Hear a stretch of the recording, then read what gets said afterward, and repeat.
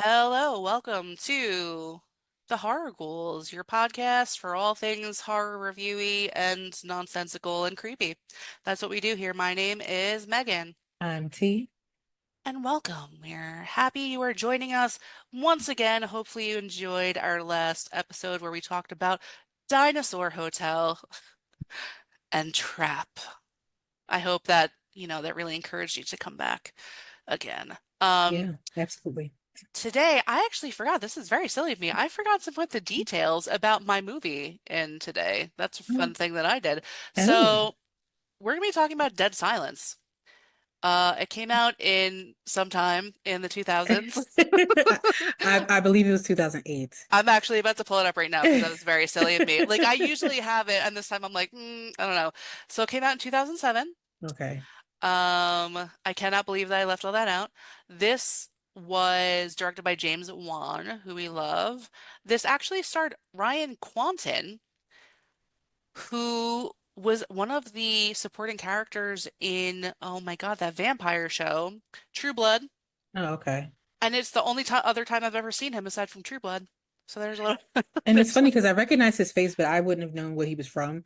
It also could have been because I've seen this movie before, but because I I wasn't really a True forgot. Blood watcher. Yeah, I watched True So, Blood last year, like little guilty pleasure moment because it's incredibly cheesy. Sorry, like I had to watch it. It's a vampire show, but like, wow. Um, but yeah, there's the details that I left out. We're gonna get right into the movie. Um, the first thing we see, we get a little education up front. We get a little card that tells us in 6th century BC it was believed that the spirits of the dead would speak through the stomach region of the living. The Latin words for ventner and loci for belly and speak is where we get the word ventriloquist from. So, little knowledge, we learn something all the time.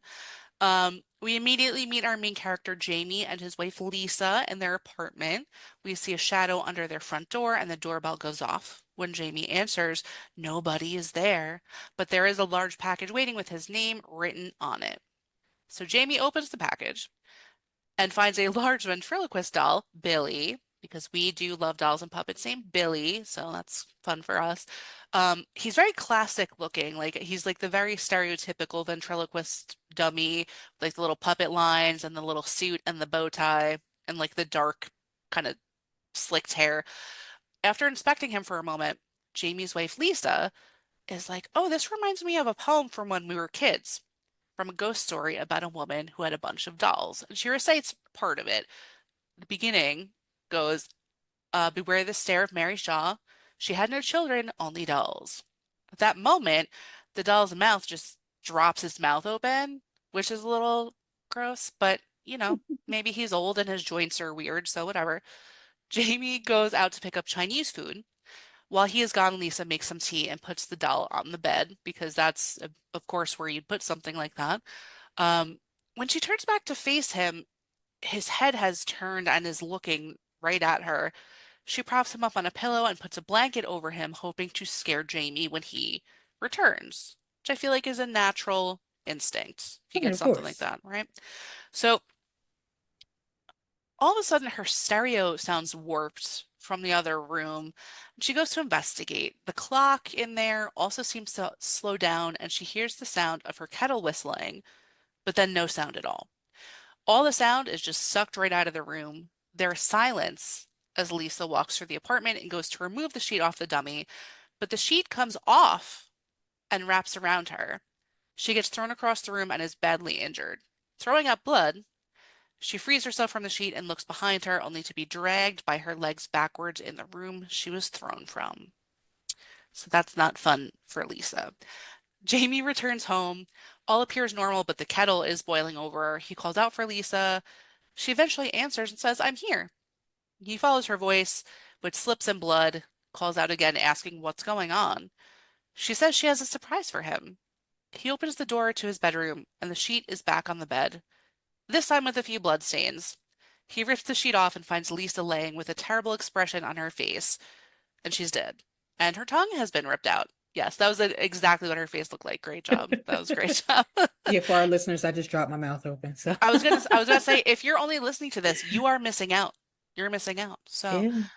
Come look at us sometimes. That sounds weird, but you know what Yeah, I mean. come stare at us. Come Come stare right in just our beady once little in a eyes. while, just come look in our faces.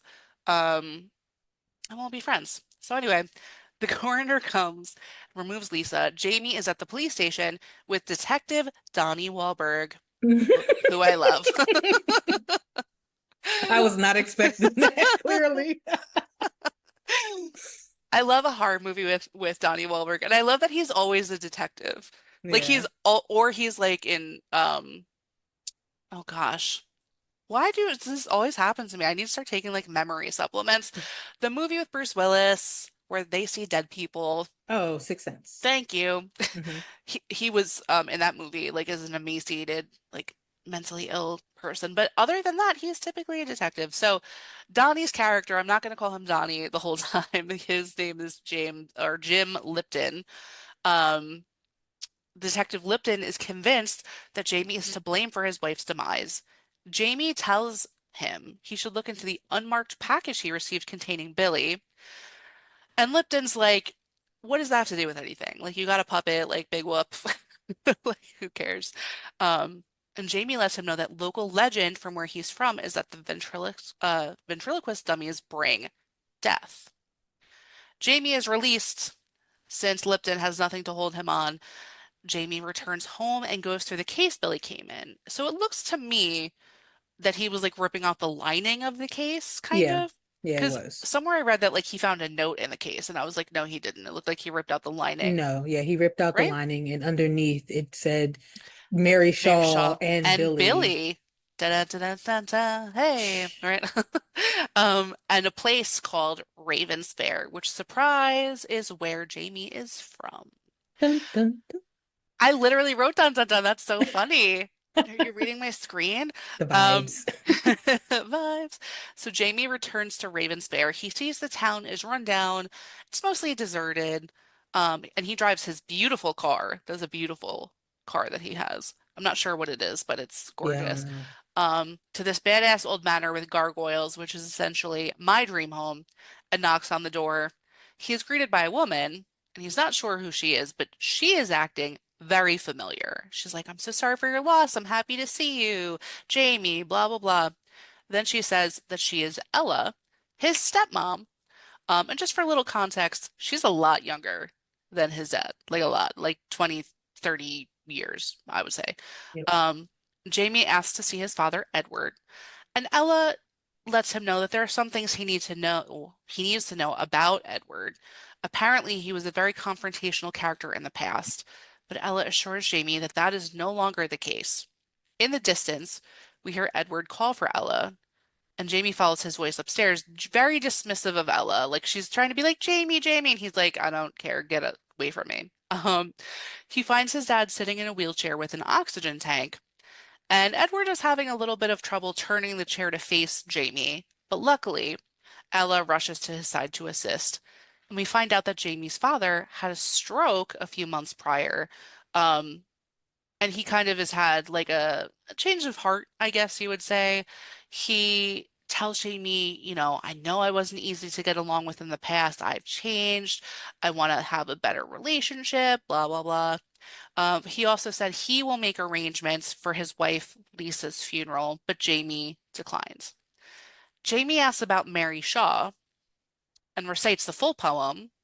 Beware the stare of Mary Shaw. She has no children, only dolls, and if you see her in your dreams, be sure you never, ever scream. Ella and Jamie, or his dad rather, dismiss this. This is like it's a scary poem that parents use for their kids. But Jamie is convinced it's more than that. He goes to leave, but Ellen runs after him and she tries to convince Jamie to stay, but he won't because he's got stuff to do in town, right? So Jamie goes to the funeral director. I really like him for some reason, the funeral director. Listen, Henry Walker. He's he was my precious. favorite. I loved him so Yeah, much. Oh my I like God. him. He's so cute. He really is. They plan Lisa's funeral. Jamie then drives to a motel for the night and sets Billy up in a chair by the window, because why not? That night, while Jamie sleeps, we notice the sound gets sucked out of the room, and Billy's eyes move over to Jamie.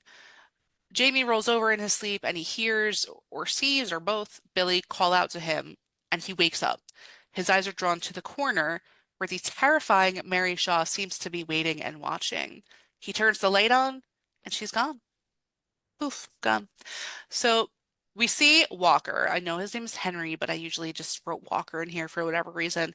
Um, Back in his little prep room and he unzips Lisa's body bag and he is immediately taken aback. He is like, and we hear him say, "No, it can't be." He hears a sound and calls out for his wife, Marion, who seems a little out of it, like she might have like a touch of Like dementia. dementia. Yeah. She's hiding in the crawl space. Walker apparently has found her in there a lot and told her multiple times to cut it out, stop it. Hmm. Marion says things about like she's here, but she won't find me in here. And he helps her out as she pets her dead or fake raven or whatever she has. But she has like a little bird she likes to pet. I really like her too. She seems like a fun time. He's interesting. Yeah. Yeah. I'm like, where'd you get that bird? Can I get one? Um, After Lisa's funeral, Jamie is walking by himself. Oop, I skipped a part. Oh no, I didn't. I was just talking about Marion and how Henry kind of shooed her away while he went back to work on Lisa. So anyway, where I was after Lisa's funeral, Jamie is walking by himself through the wooded cemetery. He sees Marion walking by herself in a different direction and he follows her, but she kind of gets the loop on him and taps him on the shoulder and they talk. Marion is asking Jamie, "Have you seen her?" And Jamie's like, "What are you talking about?" But she says the Mary Shaw poem to him again. And Marion is certain that she is present, she's around. Walker comes up and interrupts and tells her to knock it off again. He's like, "Stop, you're scaring people," like whatever. As he leads her away, she calls back to Jamie to bury the doll. So she knows, Marion knows something's happening. He does notice right in front of him, Jamie, that there's a really big headstone and it's covered in brush that he clears away, and he sees he's standing right at Mary Shaw's grave, which is a spooky coincidence, I would say. Um, Jamie goes back to the motel, throws Billy in the car. He buckles him in, which of course, because he is a gentleman, right? Buckle up for safety. Jamie does take him to the wooded cemetery, which is incredibly foggy, of course, and finds a grave marked to Billy because the dolls all have their own graves. That's normal. Yes, all 100 of them, by All the way. 100. Yes, and he buries the doll there in his very own mini casket. They even had mini little coffins made for them. It was very cute. Um, Back at the hotel, Jamie comes out of the bathroom and finds Billy and Detective Lipton sitting in his hotel room, just sitting, hanging out, having a good time. Lipton finds Jamie very suspicious, especially because he told him not to leave town, and he did. He takes Billy with him as evidence and also reveals that he is staying right in the room next door, so don't try anything funny. Jamie goes back to the Walker residence and asks about Mary Shaw. They don't want to discuss her, but Walker eventually tells the story about the ventriloquist who lost her voice. Walker was actually in the audience and experienced one of her performances. While she was performing, some little a-hole kid named Michael in the audience called out that he could see her lips moving. Mary and Billy did not take too kindly to that.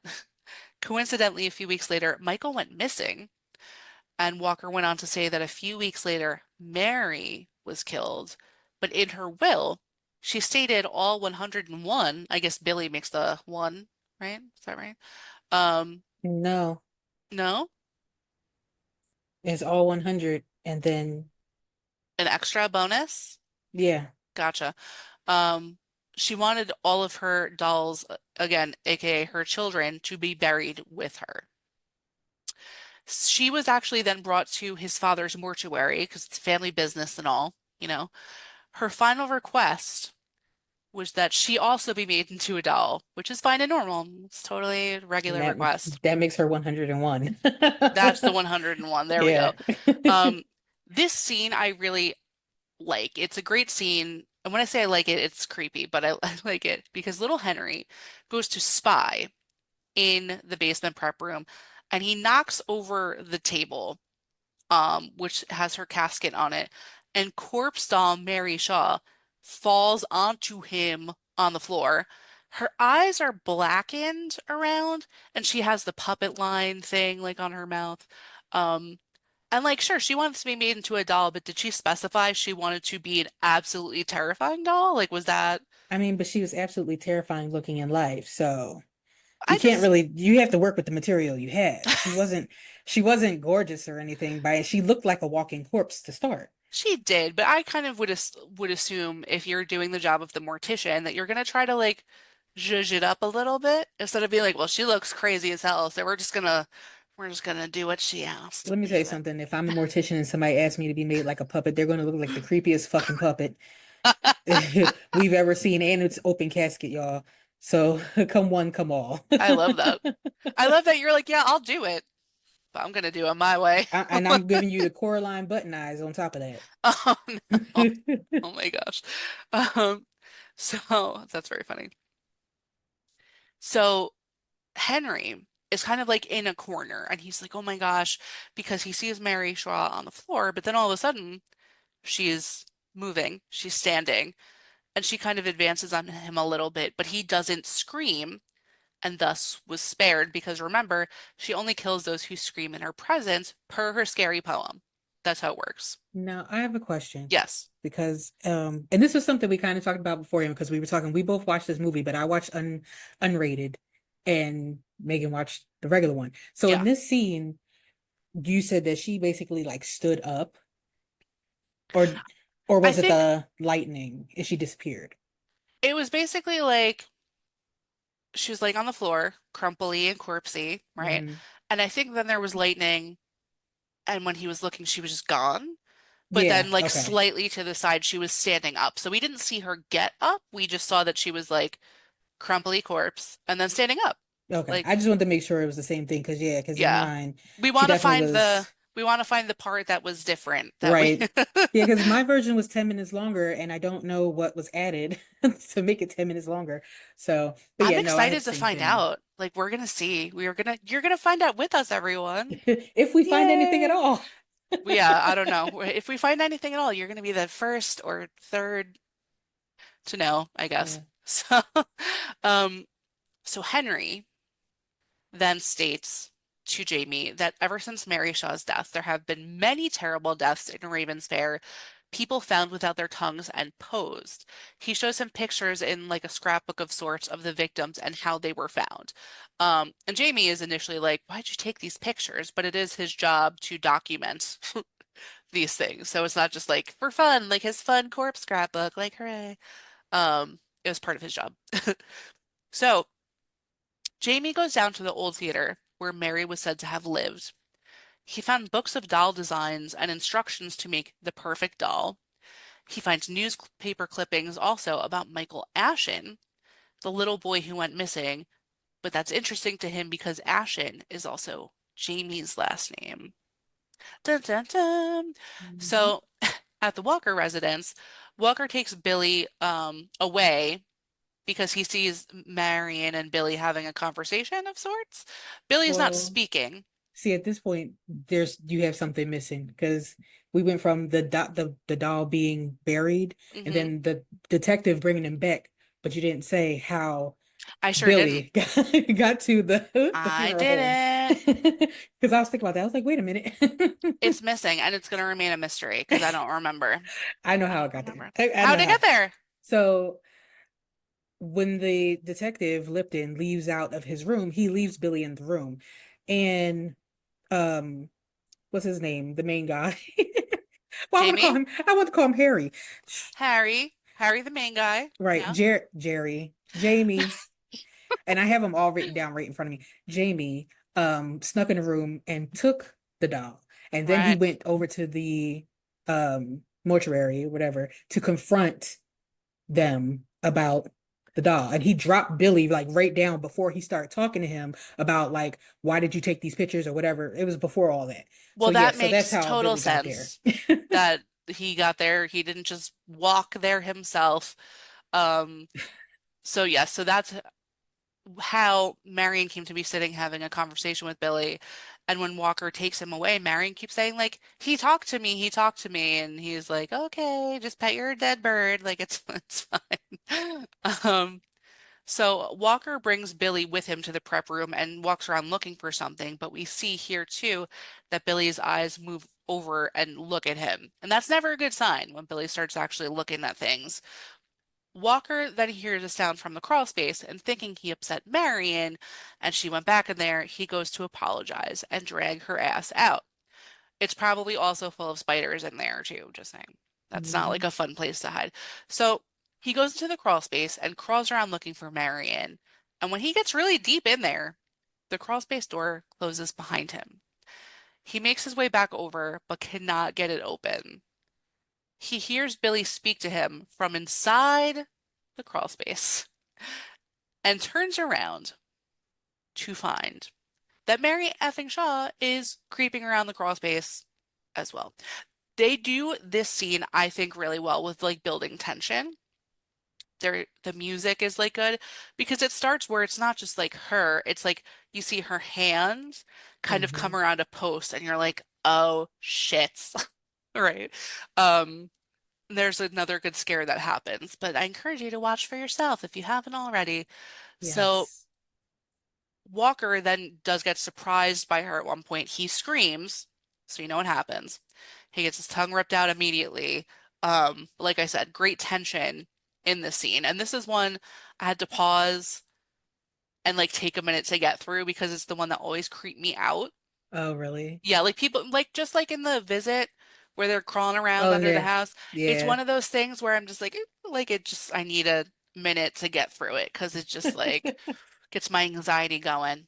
Um, so Jamie now at this point, he goes back to his father's creepy mansion where he and his wife Ella are having dinner. Ella is kindly helping Edward eat some soup. They seem to be having a good enough time together. But Jamie doesn't care about any of that. He wants to talk about Mary Shaw. He wants to know what the deal is with the Michael Ashen connection. His dad reveals that Michael Ashen is his great uncle, and he also reveals that the family believed that Mary Shaw took/killed Michael, so they did the same to her, making her scream and cutting out her tongue. The problem, he says, was that she didn't stay dead. He tells Jamie that everyone involved in her unaliving was killed and their tongue ripped out, and then their wives and children and their children's children and so on. That's like a direct quote almost. Um, Jamie's dad also reveals that the distance in their relationship, his and Jamie's, was because he was trying to protect him from this curse. Which I don't know, it sounds kind of like an excuse because he just was like a dick in like a manner where he had everyone painted out of Right. family portraits, so it's whatever. Yeah, that does Yeah. sound like a cop out. It's like Yeah. this is a convenient excuse for you to say, "That's why I sent you away, son, to keep you Yeah. from this curse." Not thinking about the fact that it's still an Asher or whatever his last name is, Ashen. and Ashen. I Asher, Dancer and yeah, Prancer and Vixen, like right. who cares? He's still an Ashen. So, and Yeah. if Mary Shaw is allegedly going after people's wives and children and all the people and their And their generations and pets and generations their and yeah. right. Do you not think that she would not find him in another city, another Right. place? Well, the doll got mailed right to his house, but yeah, I feel you. It just seems like a cop out. But as he's leaving the house, like he goes and opens the door, and Detective Lipton's right there on the other side of the door, and he tells him that Billy is missing, and so are all of his brothers and sisters, which is a terrifying statement. Because he's just talking about $100, dude. That's a lot. That's a lot. So Lipton still thinks that Jamie is behind this creepy puppet debacle, but also like let's remember who is going to dig up $100? Like, what person wants to do that, Well, right? Lipton did it. Lipton He wants to dig up no, but like $100, but he like, did do that. oh, He did that to find stupid out. Donnie. He did that to find out where they were because he went to dig them up. I wouldn't, as a detective, I wouldn't have thought to do that. Well, Okay. here's the question that I have from that though. If you're a detective and you follow someone out of town because you think they're a murderer, And then you are like, there's something about dolls. I'm gonna go dig in a cemetery at night. And then you find like, let's say you find even 10 dolls in the cemetery. At what point do you call for backup? Like you are beyond the point where you keep digging. It's nighttime, you're sweating probably, whatever. You're out of your depth. You never call anyone for help. Right. You find $100, you're like, oh shit, like what? First of all, I'm not digging up 100 different boxes to find out that they're all empty. I'm No. I'm I'm picking two because I know Billy is missing, and I'm picking two at random. And if they're both missing, I'm going to assume that the rest of them are missing too because I just picked two at random. So I'm like, okay, I do need to That's call some enough. backup. But who's going to Yeah. believe me that I got a murderer who's claiming that a doll has killed his wife, and now all that doll's brothers and sisters have gotten on the loose, and they might be killing people too. Who knows? So how are you going to explain it? I mean, you can't, but like also, you probably shouldn't be there by yourself. You should have looped someone in from the very beginning, I feel like, maybe. I do too, but I think that he thought that this was a stupid case and it was cut and dry. Like he was already from the beginning trying to just railroad Jamie into this. He He was. was not trying to look for any other suspects. He was like, No. "You were there. You were the last one to see her. It is what it is." So I think he figured I can take Jamie. It's no big deal.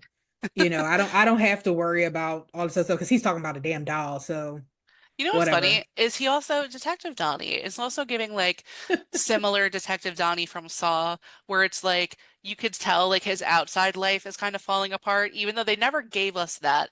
But whenever he plays a detective in one of these movies, he's always kind of like tired, a little frazzly, Yeah. like, like he's definitely like divorced and he only sees his kids like once a month or something. Like it's one of Hmm. those that he's very similar, which I just think is funny that he's always like, "Oh God, what now?" Right? Yes. Detective Donnie, everyone. So Ella walks into this conversation between Jamie and Lipton, and she's like, "Jamie, you have a phone call." Walker is on the line. Remember what just happened to Walker? Just a little foreshadowing. There's a lot of static, and Jamie can't hear him too well, but all we really hear is that Henry has proof that Jamie didn't kill his wife, and he can prove it. He tells him to meet him at the theater. Lipton is like, yeah, okay, but I'm gonna come with you. Like, you can't just go to this thing. So I thought this part was kind of funny, but That's interesting. In your version, he said, "I'm going to come with you." he said, I'm coming to, I don't remember exactly what he said. Okay, I was about to say because in my version, Jamie pushes him on the floor and leaves, and and gets in Oh, his car and drives off, and Lipton runs after him after the fact. Because I was like, wait, they just went willingly? Because no, no. he wasn't trying to let Jamie go to the theater. This is the part that I think was kind of funny. So like Jamie's trying to ditch him, so he just pushes him, but not even like a Right. really good push. But then they just both wind up driving separately to the theater. Like that's the whole scene, and then you see their cars like bumper to bumper, just like I feel like they just could have left it out because it seemed unnecessary. But they needed a little delay, like I get it. There was a So, delay in mine though. They well, weren't like together. it was when I'll explain that in a second because you see like they're driving close, but then the next part there's a delay between Oh them yeah, yeah. arriving at the same place. So, um Jamie does have a little lead, like we're saying. So then he parks and has to take a boat with a lantern, a la Phantom of the Opera, across a lake. When I was like, oh, I've seen this before, because he literally is on the boat with his lantern, and I'm like, oh shit. Um, Lipton finally catches up to him when Jamie's already in the theater looking around, and he has a rifle. So he's still thinking that Jamie's like doing all of this. And we hear, though, then Walker's voice calls out to Jamie. And Lipton is finally hearing this as well. That he was like, oh, what is that? So then they hear kind of like a humming. And they're drawn deeper into, and I wasn't 100% on what this actually was. It's either like backstage or like a set on the stage that they're drawn into with like a false wall almost. It that Um, was upstairs inside of her like was it? yeah, it was inside of her thing. But I think inside of her little house that she had on top of the theater. But I Yeah. think that she just had that little like fake false wall thing there Right, herself, right. because it led to a totally different part where, she housed her family. Yes. Well, that's one of the things that's interesting too, is because then we see like behind them, there's a giant curtain. So I thought they were then on the stage. That's what I thought.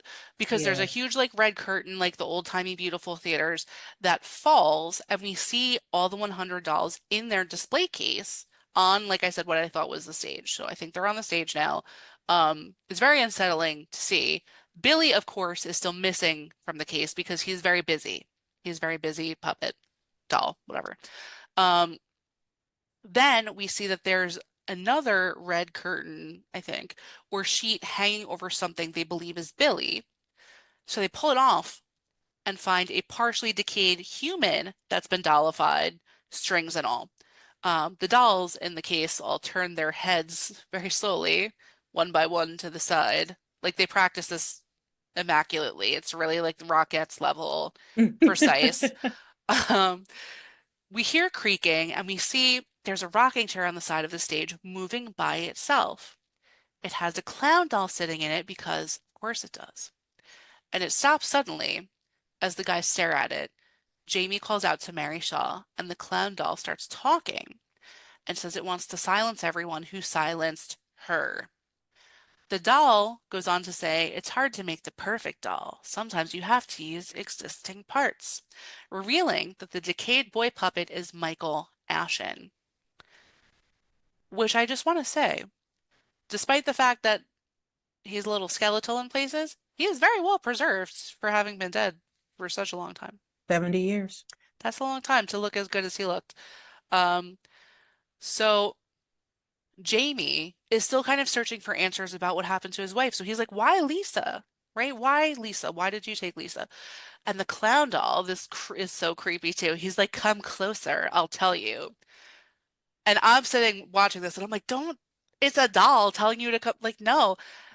And even, I thought this was funny too, because Lipton was like, don't go close to that doll. Like, he was like, don't do that. And he's starting to kind of not appear as like professional or composed as he normally does. He was like, bro, He's don't like do an it. actual person. Like once he got on his own boat and rode over there Yeah. and got inside there, he was creeped out. And once he heard the voice of Walker, Yeah. and then they found the puppet boy, he was done. He was like, Yeah. okay, I'm cooked now. Right. I am just Lipton at this point. Take the detective off.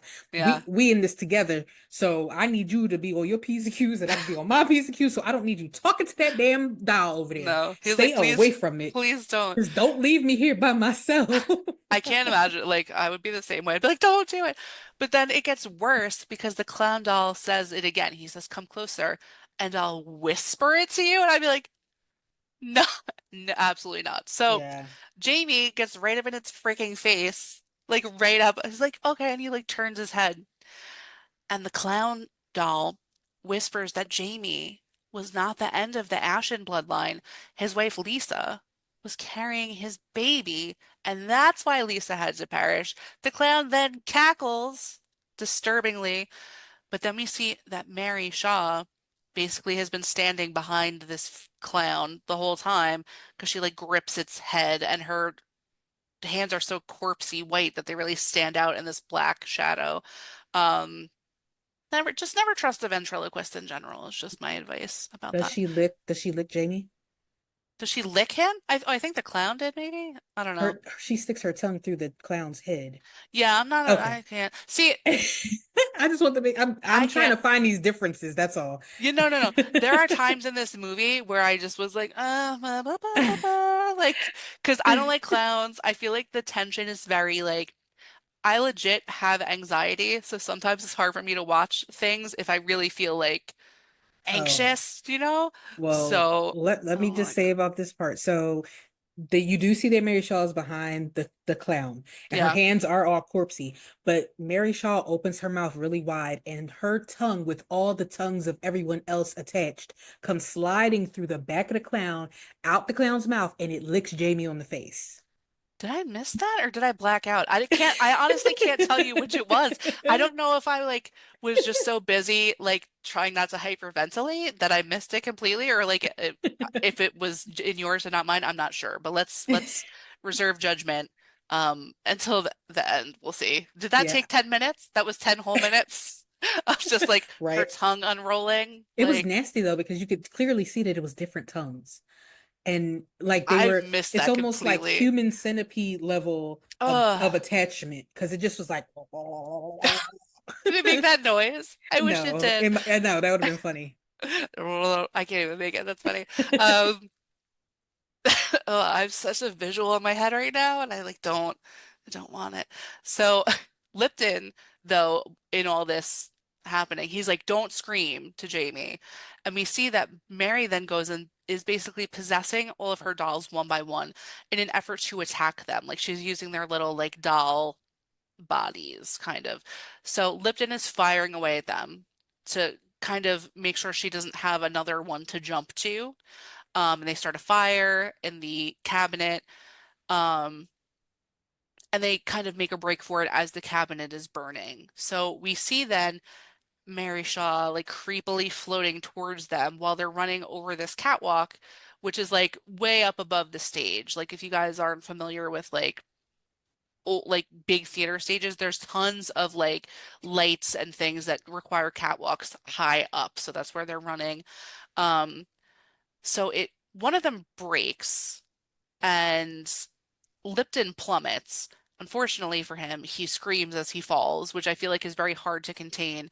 But Mary Shaw swoops in immediately, and gets him, unfortunately. So we see him one last time, tongueless, and his face frozen in fear. Um, so Jamie's still hanging on to this broken catwalk. He's kind of dangling though. Mary creeps up on him, but he manages not to scream and drops from the broken catwalk where he plunges through the stage into, I guess, the basement?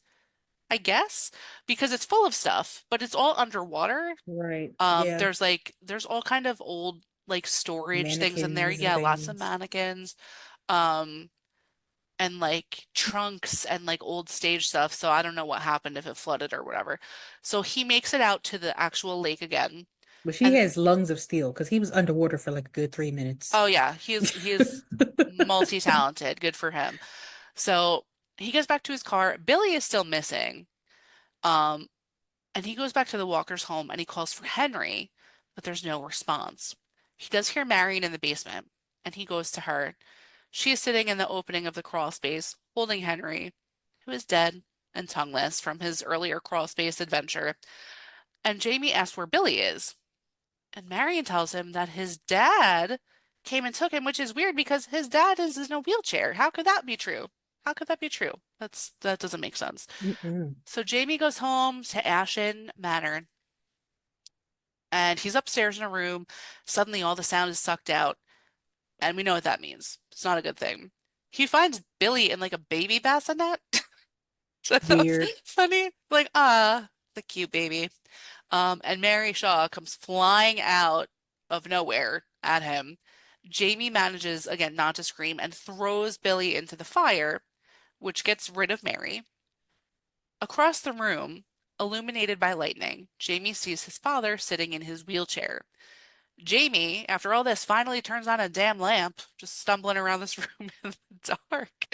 Um, and he goes to touch his dad, like on the shoulder, but he slumps over. He slumps forward, and it's revealed that his back has been all ripped out around his spine, and there's a big stick that Ella has been using to puppeteer him, essentially.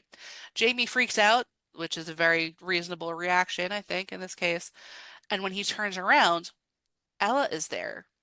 And we see, similar to all the other dolls, Mary is able to live within Ella or kind of like possess her because her face is almost like superimposed on top of Ella, I would say.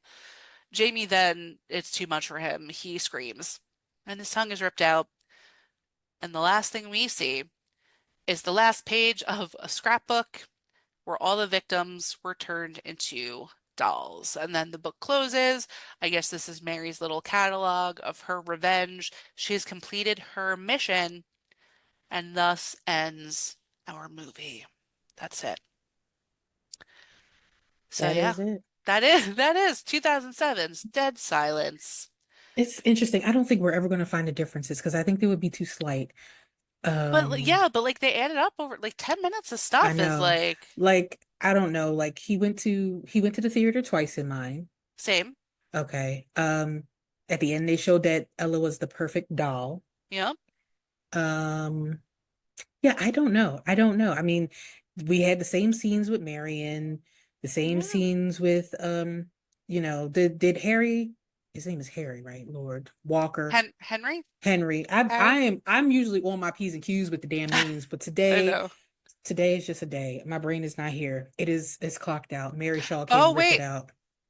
So I What? just Googled it, and this is the short, like, AI thing it says. Hmm. Um, it is noticeable that in the unrated version, it was tried to raise the tension. Like that's even a weirdly worded sentence. It said additionally, um, some disgusting tongue effects have been added. So Oh, maybe it's well, that's that? what I saw. Yeah, Yeah.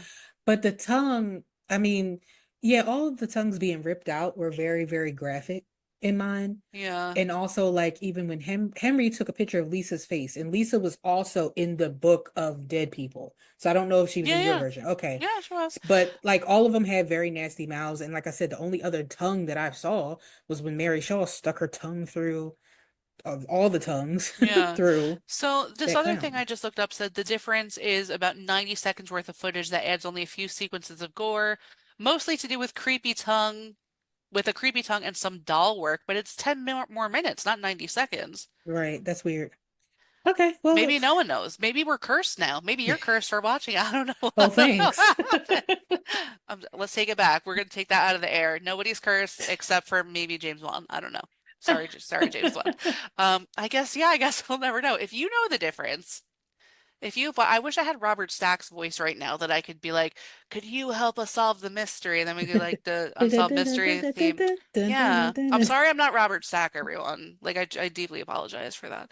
But yeah, so that's Dead Silence. Do you have any fun facts aside from like a whole tongue I moment? do. I Fun do. facts. So, of course, we always talk about the budget here on the Horror Ghouls. Yes. So the budget was estimated at $20 million domestically. They grossed 16.8 million, and the worldwide gross was 22.4 million. So they did make 4 million. I'm not sorry, 2 million, 2.4 million over That's not their very good at budget. all. Yeah. So, That's not very good, everyone. while it made its budget back, it wasn't considered a major box office success. It had very lukewarm reception at the time, but it has a cult following now, especially among fans that love atmospheric horror and any of James Wan's earlier work, because this Yeah. came off the heels of the first Saw. Oh, So, okay. I saw this around when it came out. yeah, Um, I think there was like some hype about it, but also I was probably just talking to other horror weirdo fans and not yeah, like the average Joe who's like, "You gonna go see Dead Silence?" So, I don't know. possible. We don't know. So Rotten Tomatoes, of course, we gotta look at our critics here. Rotten Tomatoes gave it 21%. Mm, The consensus calling it stylish but hollow. The audience score though was around 51%, split between those who appreciated the creepy ventriloquist aesthetic and those who found it lacking in tension and originality. Metacritic gave it a 34 out of 100 with generally unfavorable reviews. wow. And a lot of critics called the plot predictable, and some of it felt that it leaned too heavily on horror cliches. The acting was described as stiff at times, and the pacing was very uneven. And though they had those issues, many people did praise it for its visuals and very eerie atmosphere, especially all the doll designs and the haunting small town setting. Sure. And I feel like when you're watching a horror movie, you have to prepare for the cliches. It's like going to a rom-com. In a rom-com, you're going to expect that there's going to be a woman and a man. And I'm just, listen, it could be a man and man or a woman or a person and a person. I'm just taking the woman and man for this. Right. There's a woman and a man, and they bump into each other at a coffee shop, and one of them like drops their phone or something, and they accidentally switch phones, and then they find each other later on, and then they're like, I have a dog, I have a cat, let's get together. It's that type of thing. You know you're You going to get that. almost just described You Got Mail with Meg Ryan and Tom Hanks. I was kind of Almost. I was kind of thinking about that and Sleepless in Seattle at the same Yeah, time. So you mixed up a few, but it's true. That's one of the things. Like when you were saying that, I rolled my eyes. So, and if you guys didn't catch that, because I'm bored of people saying that with horror movies relies too heavily on the cliches because that's what it is. It's- I mean, I can ah, agree that there are some movies that are just carbon copies of others, and that gets to be yes, annoying. I And I agree. I will say this, as much as I love um well, I was about to say romantic horror. As much as I love religious horror Right. and stuff like that, all of them are the same. Honest to God. Sure. All of them. In fact, I just saw a preview for one that had a damn exorcism, and I was like, once again, it's the most terrifying exorcism of all time. How many times have I seen that in an exorcism movie? They always say that. Almost Yeah. all of them. Yeah. So I mean, the tropes are there, and sometimes they are annoying, but at the same time, if you're going to a horror movie, what do you expect? What do you expect? Yeah, Yeah. I agree. I agree. So, like I said, James Wan and Lee Winnell, because they were a team at this time. And if you don't remember Lee Winnell, he is Adam from Saw, so the guy who's taking pictures in That's right. Saw. They were fresh off the success of Saw from 2004, and they co-wrote Dead Silence together. Huh. But this movie was a low point for them, because the studio interference almost killed their vision. They were Hmm. very open about the fact that Dead Silence is not the movie that they intended to make. Universal heavily interfered with the script, casting, and the tone of the movie. And Lee Winnell has said, like in interviews, that by the time this movie was done, it was unrecognizable and it was not what they wrote. So Oh. we don't know what Dead Silence was supposed to be. In fact, it was supposed to be called Shh. I wish we Yes. knew. I would love to know what they intended to make. Yeah, Um, that'd have been nice. yeah. Um, so also with Amber Valletta, who plays Lisa in the movie. Mm-hmm. She's a minor character, but unfortunately, she was not the first actress to play this role. It was played by someone else first, and after they did a few like test runs, they didn't like that person, and so they switched for Amber because Amber at the time had been more popular and was like Mm, in movies at the time, and so there were some reshoots and some scheduling hiccups that caused things to be delayed. gotcha. Um, Also, we have our favorite Billy, the puppet from Saw, making a cameo in this movie. You can see him sitting among the dolls on display.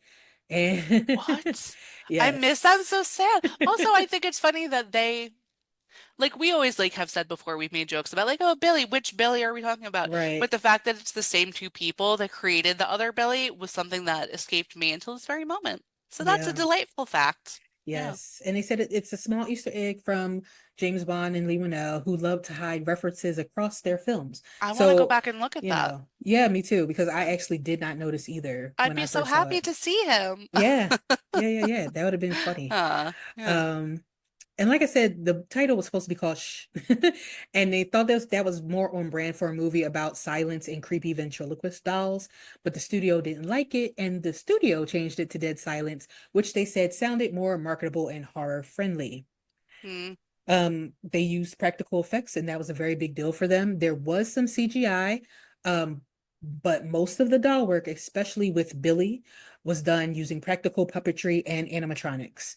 And they felt like it was more creepy to have a real puppet on set than have digital effects for a puppet, which I Sure. agree with. I think that was Yeah, pretty good. I agree. Now, this fact for me is like the best one. Okay. It's not going to be the best one for everybody else, but it's just me. So this movie has amazing music in it, okay? Like the score for this movie is Yeah. fantastic. And the composer is Charlie Clouser, and he also did the score for Saw. So in this movie, you do hear elements of Saw, and he used a mix of eerie lullaby tones, reverse Mm, strings, mechanical creaks to build an unsettling dollhouse type vibe. And his style of music became a signature sound for horror movies in the 2000s. And like I said, if you ever like listen to the score, it is so good. It's one of like, yeah. but besides Saw, which same guy, it's one of the best horror movie scores that I've heard. I mean, obviously there are some Steven Spielberg ones that have some really good scores behind it too. But Mm. yeah, I really like that. That's pretty cool. I can actually, now that like thinking about it, I can kind of, you can kind of pick the saw out, like especially in the beginning, Yeah. it's almost like a music box-esque Mm-hmm. sound, but if you actually were to put them side by side, I think they would sound pretty similar to like the Saw Yeah. theme. Um, that's interesting. Yeah, that's pretty cool. Yeah. Also Mary Shaw's grave is a practical set, and it was built in a soundstage with real stones and real dirt and everything Mm, because they wanted to give it texture and realism. And the tombstone itself weighed hundreds of pounds because it was a real tombstone. damn. So yeah. Okay. But yeah, so although this movie underperformed for them, Dead Silence did push James Wan and Lee Winnell to regroup. And because of this, it led them to create Insidious on a shoestring Mm, budget, going back to their Saw days, because Saw was also created on a shoestring budget initially. And that gave them total creative freedom. So they broke away from Universal and everything. And oh, that changed the success for them, that the success of that movie, because Insidious was really big. yeah. And so at that point, James Wan went on to direct more movies like that, and Lee Winnell went on to write other screenplays and stuff later on. So this was their not really their last thing together, but this one gave them the like energy to go back, like feeling like they had, Yeah. got their juice back, their mojo back since the Right. Universal had basically crapped all over Castrated this one. them. Yeah. Yeah. That's great. No, but good for them. And also props to the two of them for giving me two ladies to have nightmares about because I had legit nightmares about the creepy like lady thing in the window from Insidious for like Yeah. 2 weeks after I saw that movie. And then also Mary Shaw creeps me out big time. So thank you for that. Thank you, I guess. No, but Well, I think they did good creating those things, yeah. yeah, well, that was the end of my fun facts. What do Fun you facts. think about this movie? I think it's a solid movie. Um I appreciate like the creepiness. Like I said, what you said one of the reviews, someone was saying, or people think that this doesn't do a good job of building the tension, but I disagree. I think this movie does a great job of building tension. I think they have a few like jump scares in them that I find to be like effective. They're scary. That crawl space scene freaks me out. Um, I like that they don't always show her straight on because she's creepier like that. I think like we talked about that with Woman in the Yard Yeah. too. And it's something I thought of while I was watching this is because like towards the end where you see her like attacking Jamie when she comes out of like the corner by the windows, when you can finally see all of her, it's not as scary as when she's like partially in shadow or there's like a curtain blowing in front of her or whatever. So, but they did most of the movie with her mostly like Right. obscured in some way. So, I thought they did a good job with that. I do find this to be a little like underrated. Like the reception that it got, the Hmm. reviews that it got. Do I think it's like totally amazing? Like, no, but I think it's solid. Thought the acting was decent. I love Donnie Wahlberg, so points for that. Detective Donnie, who's like haggard and like hates his wife, and this is fun. He's like doing that. Like, I just got to get through a few more years so I can retire from this Right. shit. Um, Dolls are always scary. Any kind of creepy dolls, creepy doll, haunted doll, puppets, ventriloquists, magicians sometimes are scary. I don't know in horror movies. Um, yeah, I don't have a lot of like criticism. Like you're saying, the soundtrack is good, the acting was good. The guy who plays Edward is fantastic always in everything he does. I can't think of the actor's name at this moment, but he's been in tons of things. Um, so yeah, I'm I'm I'm good. What are your thoughts and feelings? So when I originally saw this movie back in probably 2007, I found it to be very creepy. I'm gonna state this first. I think this is a great movie. I like this movie a lot. I think that it's a solid watch. Um, but watching it at my advanced age, I didn't find it scary. And I watched it at night with all the lights out, with my earphones on full blast, so that I could get the full scary effect. And I wasn't creeped out. I more laughed at certain things. Like when Mary Shaw falls out of the casket, it's hilarious to me. Oh my God. And she's just like laying on her side, like she's going to sleep in like prose position, like she's just laying there. I think That's I funny. thought it was funny. Now, I'm somebody that I like seeing the gore stuff. So seeing people's faces get ripped up or tongues being ripped out, that was interesting to me. I think the one scene that probably did get me was when Mary Shaw's in the room with the dad and she comes towards Jamie before he throws the Yeah. Billy into the fire. That was the only one where I was like, okay, it was kind of creepy because she was in shadow in the beginning. And it And then happened she so came, fast. yeah, It was like, whoa. yeah. So the fast ones get Right. me. Um, yeah, so and I wasn't really creeped out by it, but like I said, I think it's a solid movie. I love the score. Yeah. I do think that Jamie's acting was stiff at times, to be quite honest. Um, Yeah. yeah, and I mean Donnie Wahlberg is Donnie. Donnie Wahlberg, So you can only expect, I mean, he's the same character basically from Saw, to be quite he is. honest. And we know that the same people wrote it, so they They it love makes him. sense. Right. So it makes sense. But there's nothing wrong with Donnie Wahlberg playing the detective how he did. I don't think he did a bad job. Um, No, but and also to say, I guess those were his practice days for when he wound up on Blue Bloods for like a million seasons as another detective detective, yeah. who's also getting a spin-off. Oh, really? I actually never watched Blue Bloods? Blue Bloods, but my grandma really liked it. I've seen a few episodes because I was Well, very, very much into the cop detective shows. yeah, and also, oh my God, what's his face was in them. That's like amazing. Oh, the guy, Tom Selleck. Yes, Yeah. I really do love Tom Magnum Selleck. PI. Yeah, I was just gonna say, the guy who's in Magnum PI, he's amazing. We love Tom Selleck. We don't have Yeah. the opportunity to talk about him because he wasn't in any horror movies, but Yeah, he has a classic mustache, man. he has fantastic. Like, remember a while back I was saying one time I found that genre, like a subgenre on Netflix that was like great mustaches. Yeah, Tom Selleck should have been in that department. for sure. Just saying. For So that's our little sure. shout out for Tom Selleck. But yes, yes. Continue. Yeah. You're saying Um, Donnie. We were moving on from Donnie, but I pulled us back in. yeah. No, I think that it was, like I said, I think Jamie had the stiffest acting in all this. I think the guy who played Henry, we loved Henry. He was so good. Yeah, Henry, right? Okay. Henry. Yeah, because I was like, not Harry, Henry. Um, I think everybody else did a decent job. We didn't really see his wife too much, Lisa, and yeah, she was in something else. I think that I saw, but I'm not going to say anything because I don't want to be wrong right now. Yeah. Um, if I remember it, it might come up on the screen, but I doubt it. Um, but I think that she did a decent job for what she was there for. Um, and she played her role. So Yeah, she did.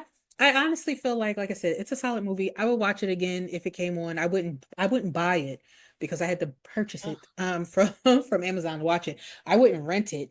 But if it came on and it was free and I was like, oh yeah, I would definitely watch it. I right. used to own it. So I just, Yeah, yeah. in the years of everything going digital and you don't have DVD players anymore, that are things that we used to use to watch movies, for those of It's you who don't know. crazy. Crazy. Um, I but just yeah. was looking up Ryan Quanten. Hmm. Um, I don't know if you heard me just go ugh like that while you were talking because they were showing the cover, not the t cover we usually see with Billy on the cover, Hmm. but with behind the finger is Mary Shaw's face, and that's what Oh, I was like, nice. oh, no. Anyway, Nice. I didn't mean to interrupt your thing, but I just thought it was No, funny because I was like, oh, I can't. It's gross. Um, no, but that's really all. I don't really have much else to say. I can't say anything as far as it's a good I was movie. actually looking up because I wanted to see what else he was in because I was wondering if this was one of like his first like roles, and it honestly looks like it kind of was. Hmm. Hold on. Oh no, he was in television like a long time before that. Oh wow. So yeah, so there's no excuse for your stiffness, my friend. I was trying to get an excuse for you, but Yeah. no. But yeah, it looked like Dead Silence was his fifth movie, but I think he was just like supporting in other roles. But then like when I go back, he has been doing TV since 1991.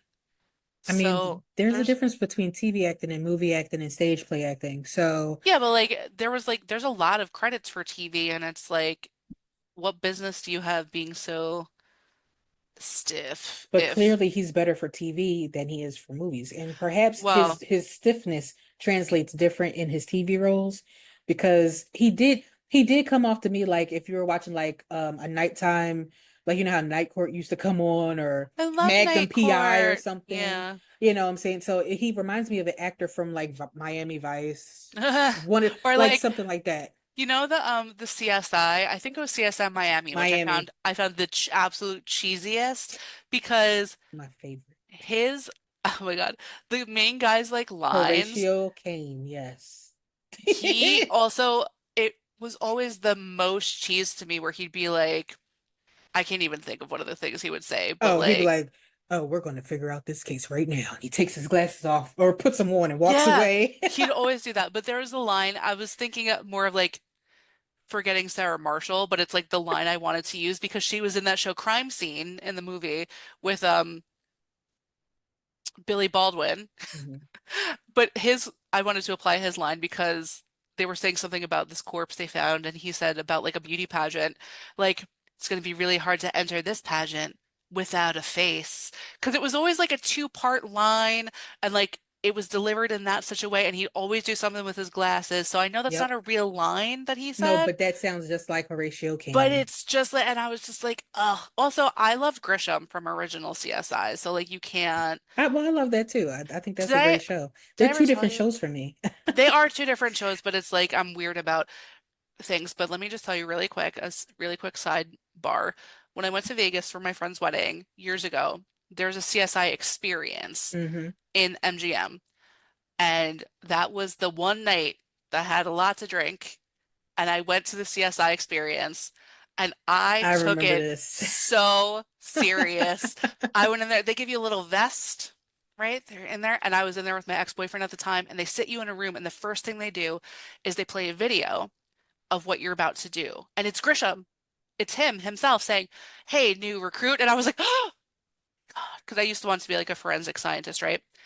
And then they tell you you have to write everything down when you go into your crime scene. Write everything you see down because you don't know what you're going to need. So I'm in there and my ex-boyfriend is not writing anything down. And I was like yelling at him. I was like, Grisham said write everything down. Like I took it so serious, but I was also a little like slurry because I drank so many things. I was like, we're gonna solve this crime. It's gonna be so good. Like we just have to get together. We're gonna be okay. Like it was crazy, but I love him and I was Yeah. happy I got to do that. It just reminded me of that. In all the 12 times I've been to Vegas, I've never done that. I wish I would have. I probably will not go back to Vegas It's again. really fun. Maybe one day, maybe if there's a cool convention there, we'll go there. But I think that'd be fun for us to do together because also, once you're done at the crime scene, you go to all these different lab stations and you have to Oh, like that's look cool. shit up in the computer or like analyze your hair sample. Like you're not really doing it, but it's like press this button to log your hair sample in the thing, like whatever. But CSI Escape Room. it's really fun. So yeah, a little sidebar about our love of CSI. So yeah, so is it time? Is it time to rate? Is that what we're doing? Yes, we should see how many bloody axes All right, you this go movie first. gets. All right, so I'm gonna just do quick and dirty. I think this movie gets a good seven. I give it a good seven. I think again, for the time, it's a good movie. I'm lowering it a little bit from an eight because knowing that this was not the vision that James and Lee wanted, it Right. makes me really wonder what they wanted to create Yes. because Saw was so amazing, Insidious was amazing, and I feel like this was in the middle. I'm sure this would have been amazing had Universal not, put their hands in it and take it over, Yeah. which I think is probably what happened with the woman in the yard. Anyway, whole nother But whole I nother topic. digress. Right. Yes, So yes. I mean, I'm definitely just gonna give this a solid seven. I think it's good. You know what? So That's so funny because I'm also gonna give it a seven. Ah, I wish we had like hey. a thing to set off, like brr, brr, brr, like whatever. If Um, I can figure that out in editing. when we hit the same score, because I feel like it's rare, It right? That we is. that It we is hit the very same score. rare. Um, for a lot of the reasons that we talked about. You know, it's solid. It's not the most amazing movie I've ever seen. I think it's creepy. I think that it's a little underrated. I think the acting was a little stiff here and there. Um, I wish we could have seen, or at least a different version. Like I like the version we got, but I would have liked to have known what else was in store. Right. So solid sevens. Um, I think that's good. I think we're Yeah. happy with that. I think we're good. All right. Well, do you have any other thoughts or feelings that you want to add? No, I guess we can sign it on out right now. All right. Sounds good. All right, so now that we've traveled to the depths of Ravensfair and uncovered the legend of Mary Shaw, was she a victim? Was she misunderstood? Did she deserve the street justice she received? Absolutely. She abducted that boy and Yeah, made him her personal flesh puppet. gross. Um, Dead Silence might not be the most terrifying film, but it lingers in the echoes, in the shadows, and in the way silence itself becomes a weapon. So, we'd love to know, what do you think? Did generations of families deserve to be punished for the sins of others? Was Mary Shaw justified in her rage? Please leave us your comments down below. And if you're on Spotify and we have comments, please do so too. We do, and while you're there, please rate, Yes. review, and subscribe. And also, we are making a mad dash to get to 50 subscribers on YouTube. It helps us unlock some features, like we could go live. Yeah. What would you like better than that? Probably nothing, right? To see us go live? Come Right. on, come on. Um, Jesus. help us get there. I think we're at 42, and we know that there are people that are listening regularly because we get more than 42 watches. So, if you're listening to us, do a solid and just subscribe. That's all you have to do. It's it's free. It's free and easy. You'll make us so Yes. happy. But yeah, Yeah. thank you very much. In the words of Jerry Springer, take care of yourselves and each other.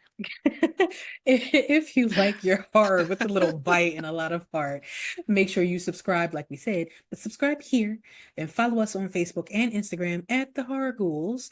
And we're also haunting your favorite podcast platforms so you'll never scream alone. Well, maybe don't scream this time though. Okay. So Save it. until, yeah, until next time, well, stay spooky first. Keep your voice down. And remember, if you see Mary Shaw creeping in the shadows of your room in the middle of the night, Ugh. don't scream. You might just lose your tongue. Bye. Bye, guys.